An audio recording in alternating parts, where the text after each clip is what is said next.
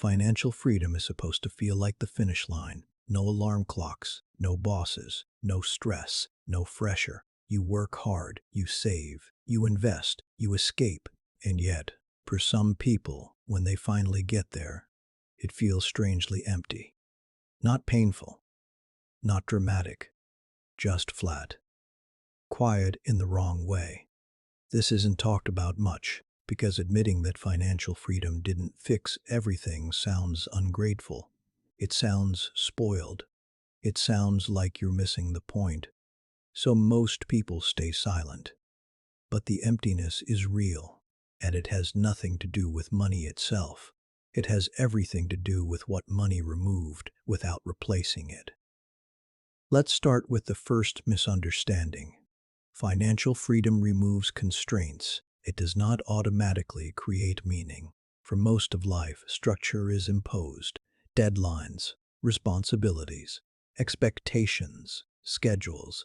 These things are annoying, stressful, limiting, but they also provide something invisible, direction. When those constraints disappear, many people are left with unlimited choice. And unlimited choice sounds like freedom until you have to live inside it. Now let's talk about identity. For most people, identity is built around effort. I'm someone who works hard. I'm someone who's building. I'm someone on a mission. Financial freedom ends the mission.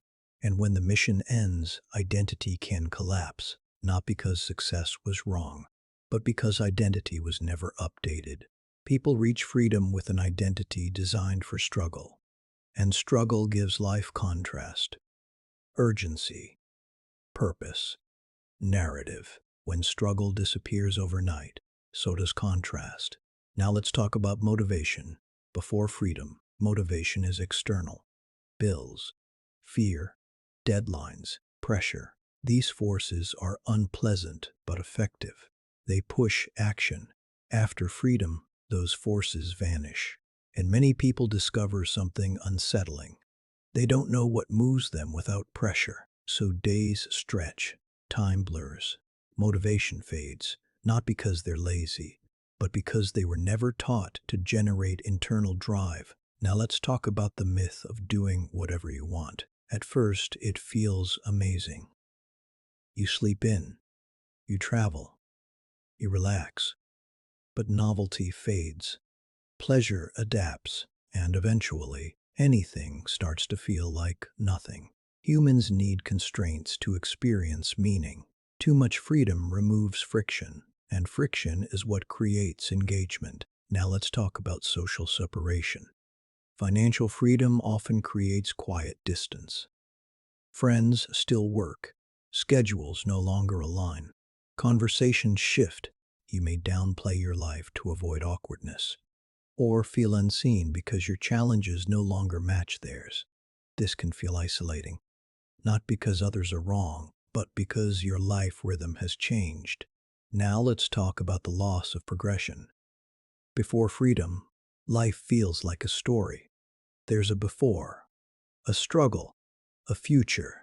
After freedom, the story flattens. No clear next chapter, no obvious arc, just open space. And open space without intention feels empty. Now, let's talk about the emotional payoff problem. Many people unconsciously expect financial freedom to deliver emotional fulfillment, confidence, happiness, peace, purpose. But money doesn't deliver those. It removes obstacles. And once obstacles are gone, whatever was underneath becomes visible. If purpose was externally driven, it disappears. If self-worth was performance-based, it collapses. If meaning was future-oriented, it evaporates. This isn't failure. It's exposure. Now let's talk about nervous system recalibration. For years, the body adapts to stress, cortisol, urgency, deadlines. When that stress disappears, the nervous system doesn't immediately relax. It becomes restless, hypervigilant, understimulated, uneasy. This can feel like boredom, or emptiness, or anxiety without an object. People often misinterpret this as dissatisfaction. It's actually withdrawal from chronic stress. Now let's talk about the fear people don't admit. If this is it, why don't I feel different? That question can trigger guilt. So people distract themselves, travel more, buy more, optimize lifestyles. But emptiness doesn't disappear through stimulation. It deepens. Now let's talk about purpose. Purpose is not automatically created by freedom. Purpose comes from responsibility, chosen, not imposed. When responsibility disappears, meaning must be consciously rebuilt. This is where many people get stuck. They removed obligation, but didn't replace it with contribution.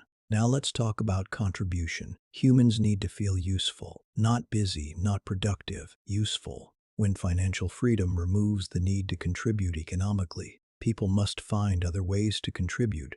Creation, mentorship, service, building, expression.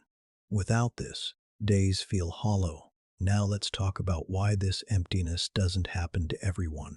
People who feel fulfilled after financial freedom usually had something before money: curiosity, creative drive, values, internal purpose. Money didn't give them freedom, it gave them time. And they already knew what to do with time. People who feel empty often outsourced meaning to the future. I'll be happy when I'm free. I'll know who I am when I don't have to work. Freedom arrived. Answers didn't. Now let's talk about the trap. Some people return to work, not for money, but for structure. Others chase bigger goals, not for wealth, but for narrative. Others feel ashamed and stay quiet. None of these are wrong. They're attempts to rebuild meaning. Now let's talk about the reframe. Financial freedom is not the end. It's a transition from externally structured life to internally structured life, from imposed meaning to chosen meaning, from survival to authorship. That transition is emotionally demanding. Now, let's talk about authorship. When no one tells you what to do, your values become visible. What matters? What's worth effort? What's worth time? This clarity can be uncomfortable because it removes excuses. Now let's talk about peace versus emptiness. Peace feels grounded, empty feels hollow. The difference is engagement. Peace comes from alignment. Emptiness comes from absence. Financial freedom creates absence. Alignment must be built. Now let's talk about how people fill the emptiness healthily. They create, they serve, they mentor, they explore ideas, they build things that outlast them, not because they need money, because they need meaning. Now, let's talk about the final truth. Financial freedom feels empty for some people because it was never meant to be the destination. It was meant to be a platform to live deliberately, to choose responsibility, to express values, to contribute without fear. When freedom is mistaken for fulfillment, disappointment follows. When freedom is used intentionally, fulfillment grows. So if financial freedom ever feels empty, it doesn't mean you made a mistake. It doesn't mean you're ungrateful. It doesn't mean you want less. It means the next phase requires something money can't provide: direction, contribution, purpose, connection. Money removed the noise. Now you get to decide what fills the silence, and that choice, while uncomfortable, is the real freedom, not the absence of work, but the presence of meaning. There's another layer to this emptiness that most people don't expect. Financial freedom removes external validation. For years, effort is rewarded visibly. Paychecks arrive, promotions happen, progress is measurable. Those signals quietly tell you you're doing something right. You're moving forward. You matter in this system. When financial freedom arrives, those signals disappear. No one applauds a day well lived. No one tracks your inner progress. No metric tells you whether today was successful. And without those signals, some people feel invisible, not to others, to themselves. This can feel unsettling because without external feedback, you're forced to develop internal standards. And many people have never practiced that. Now let's talk about the loss of urgency. Urgency is stressful, but it's also clarifying. When time feels scarce, decisions feel important. When pressure exists, priorities sharpen. Financial freedom dissolves urgency.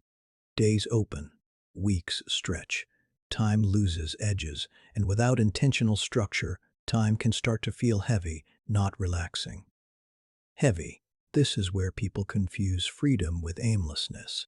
Now let's talk about ambition without survival. When survival pressure disappears, ambition changes. Before, ambition is fueled by necessity. After, it must be fueled by curiosity or meaning.